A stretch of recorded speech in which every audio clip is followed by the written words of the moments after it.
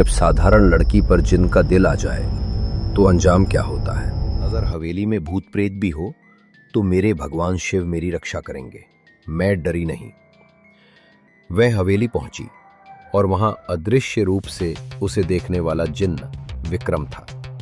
सदियों से टूटी हुई रूह जो कभी स्वर्ग में स्थान पा सकता था, लेकिन इंसानी मोहब्बत के कारण धरती पर बन गया। अब गौरी की प्रार्थनाओं, उसके भजनों और उसकी मासूमियत ने विक्रम के दिल में हलचल पैदा कर दी।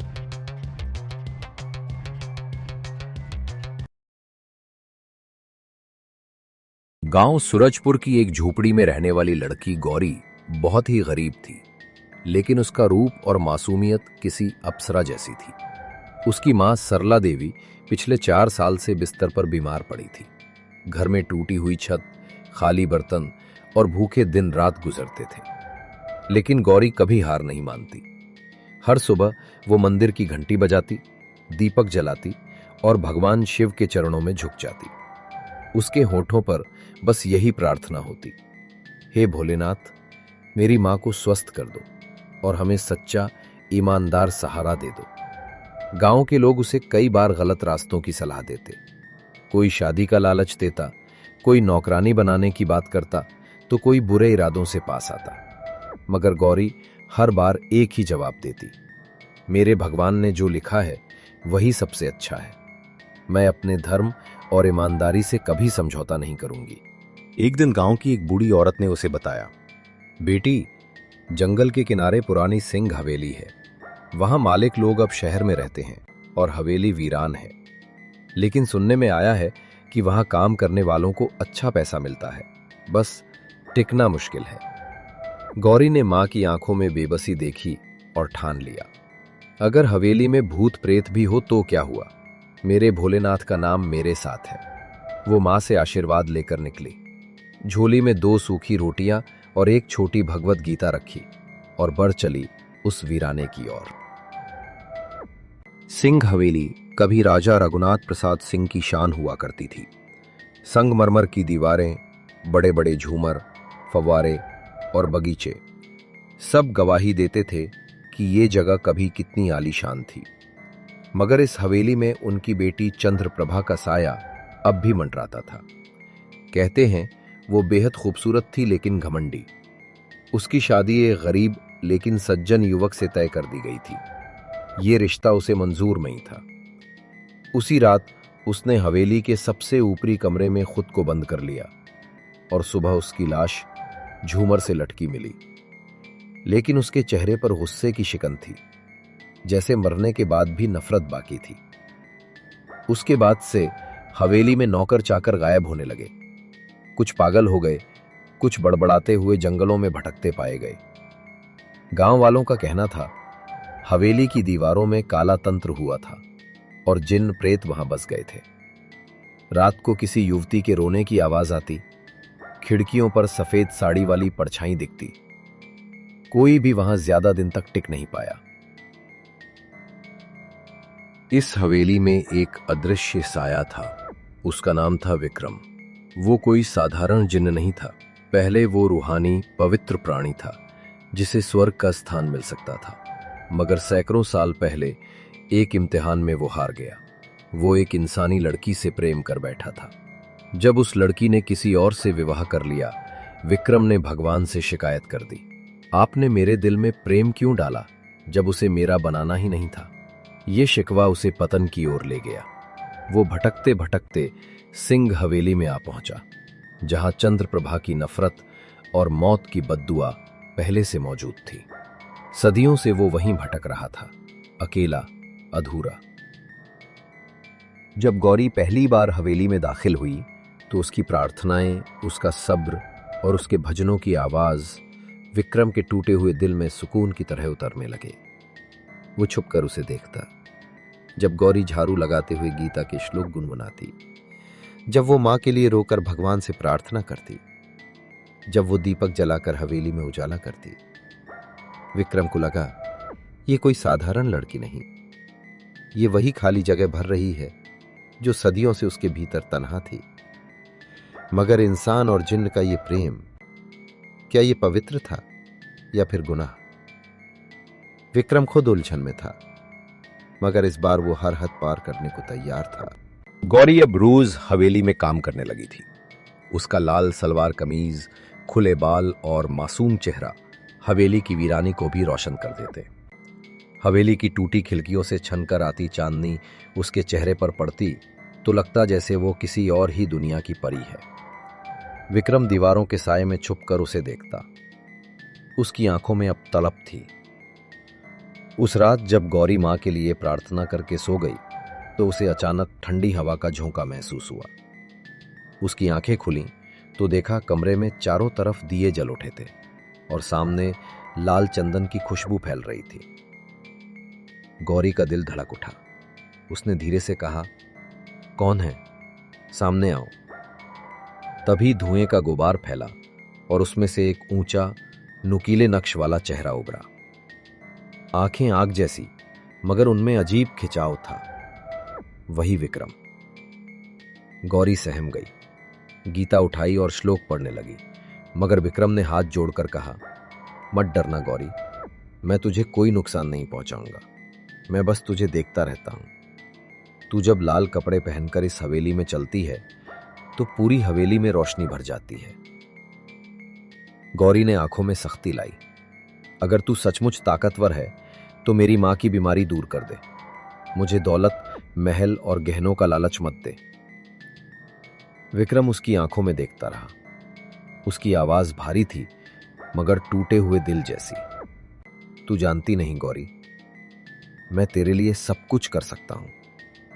तू सिर्फ हां कह दे, मैं तेरे कदमों के नीचे पूरी दुनिया बिछा दूंगा। गौरी के होंठ कांप उठे। वो खिड़की की तरफ मुड़ी। चांदनी में उसका लाल सलवार सूट और भी चमक रहा था। बाल हवा में उड़ रहे थे।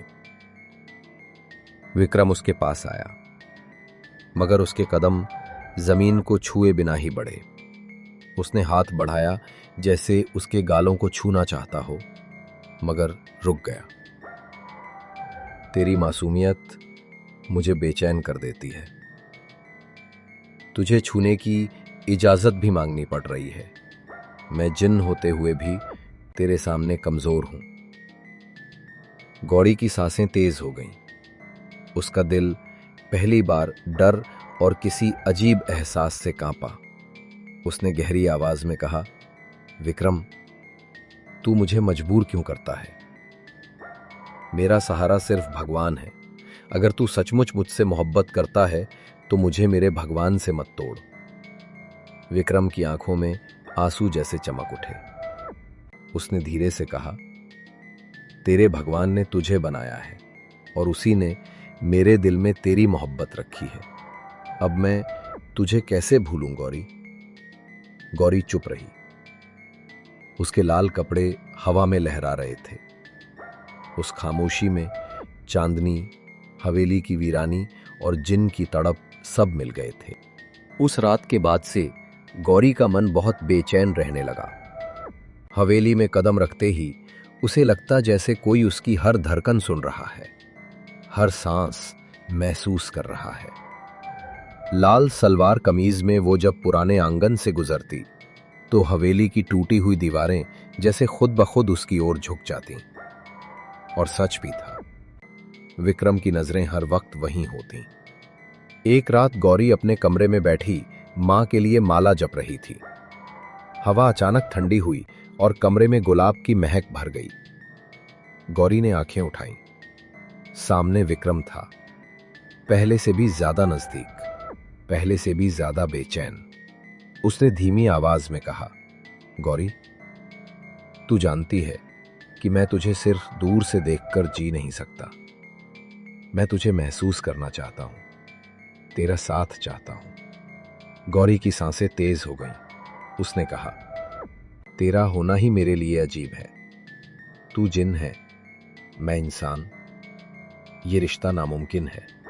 विक्रम पास आया, इतना पास कि उसकी ठंडी परछाई गौरी के गालों को छू गई। वो कांप उठी। विक्रम ने उसके हाथों की ओर देखा। ये नर्म हथेलियां जब खेतों की मिट्टी में काम करती हैं तो मेरा दिल तड़प उठता है। और जब तू लाल कपड़ों में चलती है तो लगता है जैसे खून से लिखी मोहब्बत सामने खड़ी हो। गौरी ने नजरें झुका ली। उसकी पलकें कांप रही थी। मुझसे दूर रहो विक्रम। लेकिन विक्रम पीछे नहीं हटा। उसने अपने लंबे हाथ से हवा को मोड़ा और दियों की लौ धीमी कर दी। कमरे में हल्की सी सुनहरी रोशनी रह गई। अब उसका चेहरा गौरी के बेहद करीब था। अगर तुझे मेरी मोहब्बत गुनाह लगती है तो सजा दे दे, मगर मुझसे ये मत कह कि मैं तुझे चाहना छोड़ दूं। गौरी का दिल जोरों से धड़क रहा था। उसकी आंखों में नमी थी, मगर वो पीछे नहीं हटी।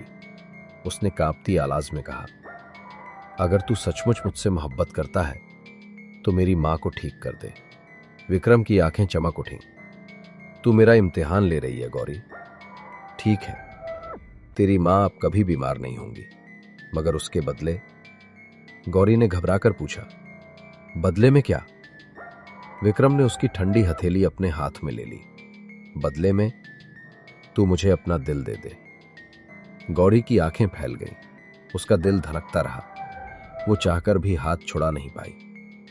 उस लाल सलवार कमीज में, हवा में लहराते बालों के साथ उस पल वो सचमुच किसी जिन्न की रानी जैसी लग रही थी। सुबह का वक्त था। गौरी की मां कई महीनों से बिस्तर पर पड़ी थी। उठ भी नहीं पाती थी, मगर उस दिन कुछ अलग था। गौरी ने देखा कि मां बिना सहारे के उठ बैठी। उनके चेहरे पर ताजगी थी। गौरी, मुझे ऐसा लग रहा है जैसे मेरा शरीर हल्का हो गया हो। कई सालों बाद चैन की नींद आई है।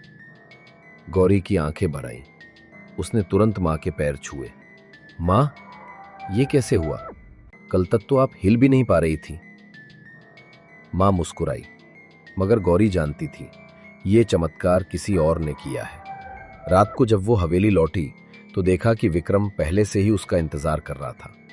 हवेली के बीचों बीच बड़े आंगन में टूटी छत से आती चांदनी के नीचे विक्रम खड़ा था। उसकी आंखों में वही तलब, वही चाहत। गौरी धीरे धीरे पास गई। लाल सलवार कमीज की ढीली चुनरी हवा में उड़ रही थी। विक्रम की गहरी आवाज गूंजी, तेरी मां अब कभी बीमार नहीं होंगी। मैंने अपना वादा निभाया। गौरी ने कांपती हुई आवाज में कहा, तो अब तू मुझसे बदले की उम्मीद रखता है? विक्रम मुस्कुराया, हां, मैं तेरे दिल का हकदार हूं। गौरी चुप रही। उसके होंठ कांप रहे थे, सांसें तेज हो गई थीं। विक्रम उसके चारों ओर घूमने लगा। हवा और भी ठंडी हो गई। फिर वो अचानक उसके पीछे खड़ा हो गया। उसके लंबे हाथ धीरे से गौरी की कंधों पर ठहर गए। गौरी के पूरे बदन में सिहरन दौड़ गई। विक्रम, उसकी आवाज जैसे टूट गई थी। विक्रम उसके कान के बेहद करीब झुकाया। तेरा नाम लेते ही मेरे भीतर तूफान उठता है। तेरा लाल लिबास, तेरी खुशबू, सब मुझे बांध लेते हैं। तू मान भी ले गौरी, मैं तेरा हूं और तू मेरी। गौरी ने आंखें बंद कर ली। उसकी चुनरी विक्रम की ठंडी उंगलियों में उलझ गई। उसने धीरे से फुसफुसाया, अगर तेरा साथ पाना ही मेरी किस्मत है तो मैं तेरे करीब आने से नहीं डरूंगी। विक्रम की आंखों में चमक दौड़ गई। उसने अपने साये की बाहों में गौरी को लपेट लिया। उस पल हवेली की वीरानी भी जैसे सांस रोके खड़ी थी।